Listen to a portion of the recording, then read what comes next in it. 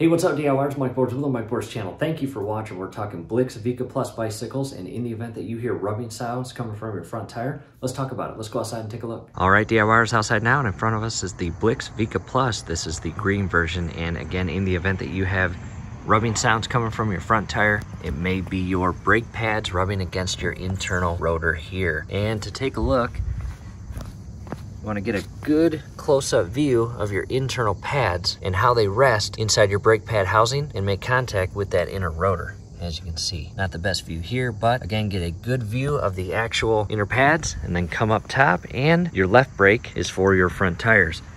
Go ahead and compress the brake handle and see how your brake pads perform against the actual rotor. And there should be an ever so slightly and tiny gap in between the pads and rotors themselves. And if there is not, if it is firmly secured or pressed against that inner rotor, right here is your little adjustment screw, and that is an Allen bolt. And I've got a Allen key here, or wrench, and I'm going to carefully insert it in. And you may need to move your tire slightly, as you can see here. And let me reposition the camera. I'll try to get it inside to give you a good view. And what I will do is turn it to the left, and you will hear it click as you turn it. And each click is a separate position for the pads. Here we go.